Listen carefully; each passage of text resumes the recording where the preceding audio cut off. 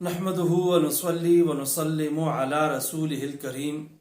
फ़िरऔन बहुत बड़ा जालिम था और उसकी जुल्म की दास्तानें बहुत मशहूर हैं।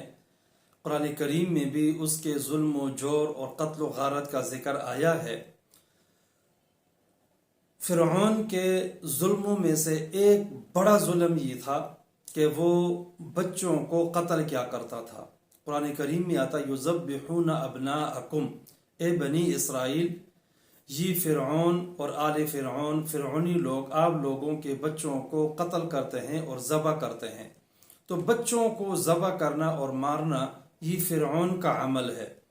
इसके अलावा कोई भी ऐसा जालिम दुनिया में नहीं गुजरा जो बच्चों को मारता हो और कत्ल करता हो।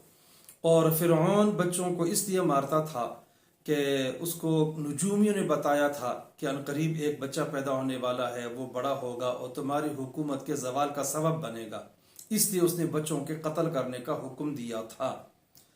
अभी जो इसराइल में जो कुछ हो रहा है, तकरीबन पिछले एक महीने से वहाँ कत्ल गारत का बाजार गर्म है। 11,000 के करीब मुसलमान शहीद हुए हैं। उनमें ज़्यादातर तकरीबन आधे के करीब छोटे मासूम बच्चे हैं। उन बच्चों को कत्ल किया जा रहा है। एक जगह पानी तकसीम हो रहा है और सारे बच्चे वहाँ पे जमा हो जाते हैं, तो वो ऊपर से बम फेंक देते हैं, उन तमाम बच्चों को शहीद कर देते हैं। अस्पतालों में ज़ख्मी हैं बच्चे वहाँ मौजूद हैं, औरतें हैं, उन पे बमबारी होती है। सबसे ज़्यादा बच्चों को शहीद किया है। ये इसराइली वही फ़िरऔनी अमल जो है वो दोहरा रहे हैं।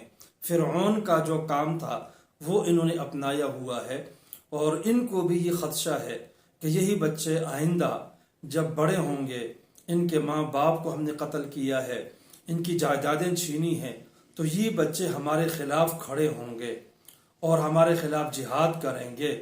इसलिए उनको ख़तरा है और ये बच्चों को शहीद कर रहे हैं, जो कि इंतहाई जुल्म है।